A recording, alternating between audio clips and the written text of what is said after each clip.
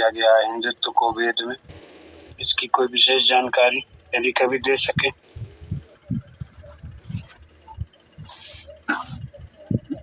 जी, एक तो ये जान लीजिए कि हिंदू शब्द बहुत नवीन है। हमारे देश के किसी भी प्राचीन ग्रंथ में ये हिंदू शब्द है ही नहीं। तो एक तो यही समझ लें, जब हिंदू की बात आपने की है तो हिंदू शब्द का उल्लेख किसी भी प्राचीन ग्रंथ में नहीं मिलता है।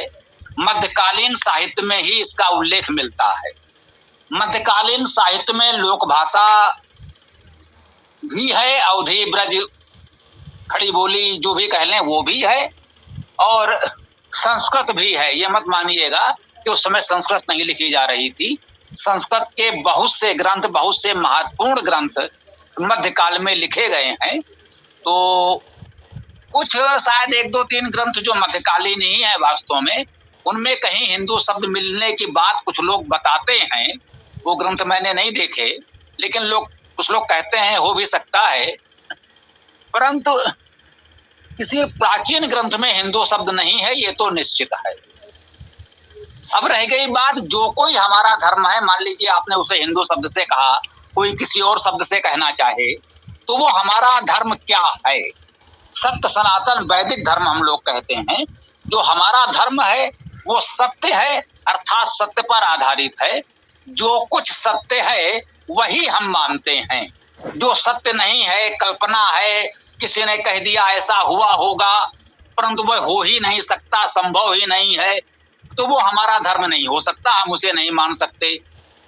किसी ने उंगली दिखाकर चांद के टुकड़े कर दिए, कोई घोड़े पर बैठकर उड़ गया, कोई बिना घोड़े के ही उड़ गया, तो स्वाभाविक है ये बच्चों के मनोरंजन की कहानियां तो हो सकती हैं, परंतु ये धर्म नहीं हो सकता।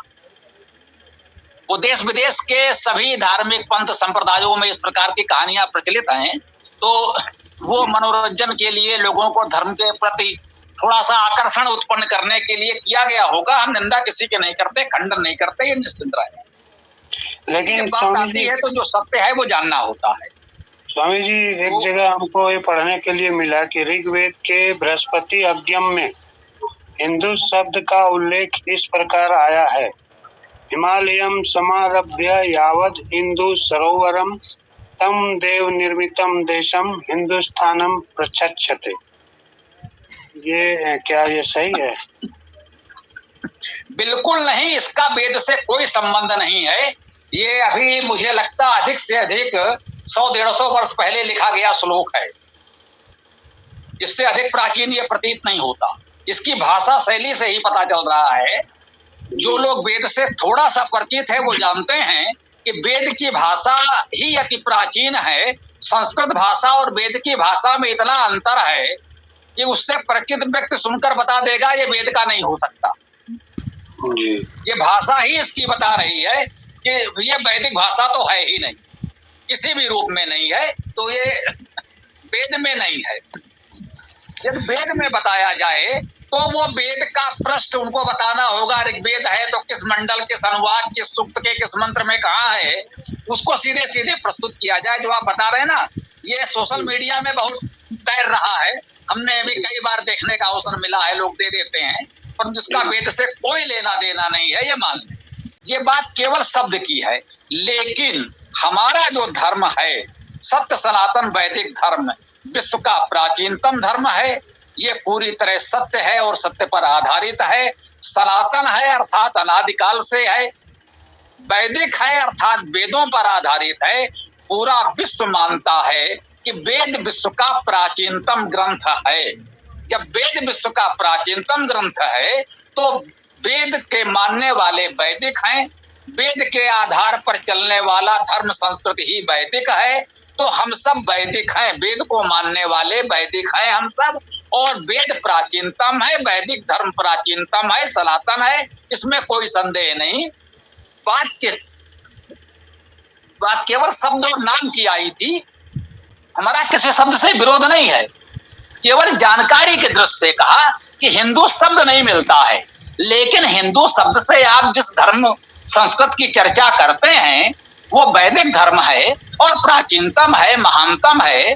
वेद की कोई बात अभी तक असत्य सिद्ध नहीं हुई है। सारी साइंस टेक्नोलॉजी जितनी भी आ गई, आप पूरी साइंस टेक्नोलॉजी की नवीनतम खोजों के आधार पर वेद की एक भी बात को असत्य नहीं कह सकते। जबकि बाद के आए हुए जो भी ग्रंथ हैं वो देशी हो या विदेशी हो, बाइबल कुरान हो या यहाँ के पुराण काव्य आदि हो, उसमें बहुत सी बातें ऐसी हैं जो हास्यास्पद आपको लग सकती हैं, जिसको मैंने कहा कि हो सकता है वो लोगों में रुचि जगाने के लिए, रोचकता लाने के लिए कुछ ऐसी काल्पनिक कहानियां गढ़ी गई हो। आज भी कार्टून आदि इस तरह के बनते हैं केवल बच्चों में रोचकता लाने के लिए, लेकिन वो धर्म का अंग नहीं है। धर्म के प्रति रुचि जागृत करने के लिए लोगों ने बनाया होगा। हमें निंदा खंडन नहीं करना है उनका भी। जिन लोगों ने किया कुछ अच्छा समझ के ही किया होगा, उनका सदुपयोग करें, दुरुपयोग न करें, निंदा खंडन न करें, लेकिन सत्य को जाने। वेद प्राचीनतम ग्रंथ है, जो कुछ वेद ही हमारे धर्म का मूल आधार है और उसकी कोई बात असत्य नहीं है। सारी विद्याओं का मूल सूत्र वेद में है, तो इतना हमारे लिए पर्याप्त है।